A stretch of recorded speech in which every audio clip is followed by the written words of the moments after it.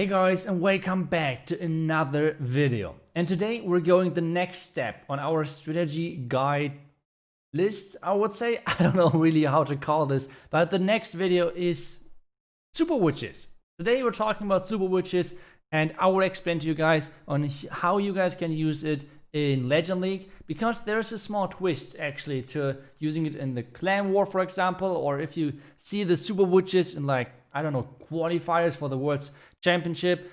There's a difference in using it in those competitions and in Legend League, and I will talk about how you guys can use this strategy on all of the different bases out there. The first thing which you guys will see in a second is the spells. The spells are different from what you normally see. The normal combination for like the clan war is 1 jump, 2 rages, and then obviously the lightnings, right? Like you need the lightnings most of the time. But on this one, you're using 2 jump spells. The reason for that is kind of simple. On legend bases, the bases are pretty different. Every single base is different most of the time. And the problem with only 1 jump spell is most of the time you struggle getting into the base. The problem, for example, on this base, if I would have only 1 jump, where should I jump? I have to jump into the core. That's the first thing. And then the second thing is I somehow need to get into the core, like into the outer ring. So how do I get there? Obviously, wall breakers are one option, but on the other hand, it's like I need 2 gaps. First off for my king, and second of all for my witches. And that's where the jump spell is really useful. So like I said, 2 jump spells is like the best thing which you can do.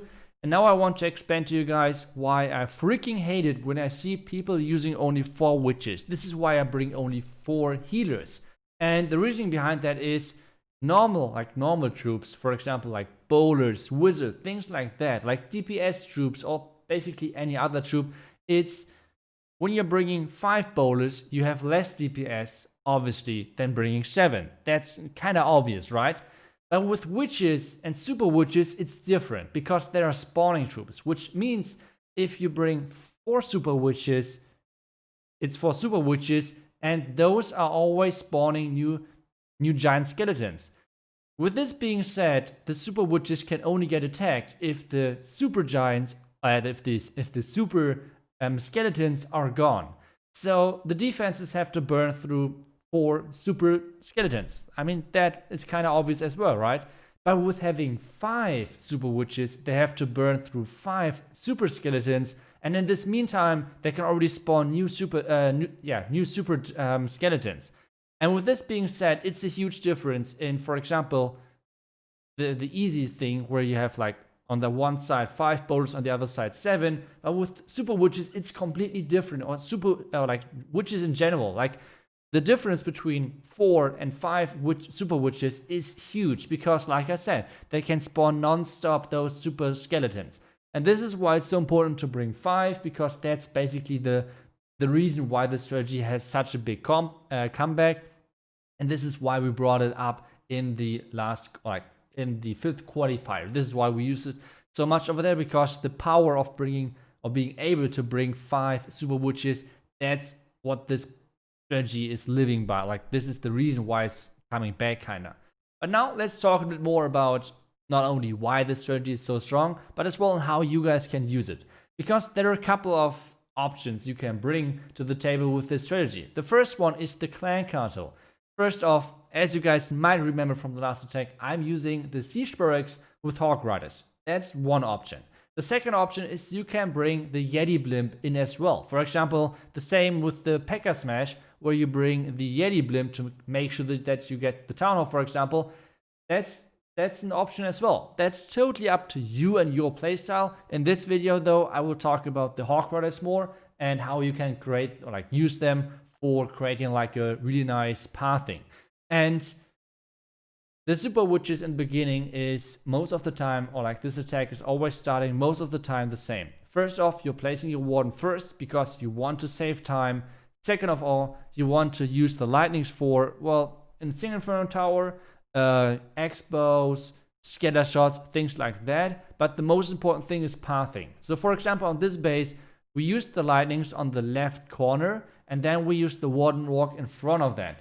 This means if I send my witches now in, they will 100% do not go to the left cannon, because this how do you say, this connection is not there anymore. Which means the super witches will always go straight into the base. The next trick which I can give you guys is you do not have to use the warden ability for the town hall. That's something really cool with the super witches, and this gives you the freedom to use them, for example, like I did, in combination with the rage and wall breakers to get really deep into the base. And now you guys might think, why do we need to get that deep into the base if we have 2 jumps? On bases like this, which are kind of compact, and you need the spells to get into the back end, it's really important that you're saving those jumps. So for example, the first jump was leading into the back end. The second jump, though, is leading now into the 2 last single inferno towers. Otherwise, the witches really struggle to get access to those. The next thing is time. You guys might think, yeah, you have over 1 minute left and only 40, like, what is this? Like, around 30% to go. This is an easy overkill, right? You should watch now the super witches and how long they actually take to finish up off the base. And this is why I bring the Hawk Riders in this mix as well, because they're kind of speeding things up. They're clearing the flank of the super witches, which allows me to use wizards over there, to use the royal champion over there, and kind of those troops are working around the tanking of the super troop. This is why the combination is that good. And now you guys can see the back end. That's now around about 10% left in the last 30 seconds. And this is going to be kind of close because, well, the queen is going to the right, a couple of witches are going to the left, and everything is all over the place. So it's really chaotic. And this is kind of the point where you are, first off, you need to really good, like, nicely place your cleanup, as I did with the minion. Like, this minion already took down an elixir storage on this left side. And with this elixir storage being up, this would 100% not be a triple, but with this, it's going to be a triple in the end. So you guys see, the cleanup is one of the most important things to do. Now let's talk one more time about the pathing, because that's the key to this strategy. And on this one, I could start from the bottom side. I can use the light links for the expo, the wizard tower, everything down there. But in addition to that, I'm kind of quickly into the CC range.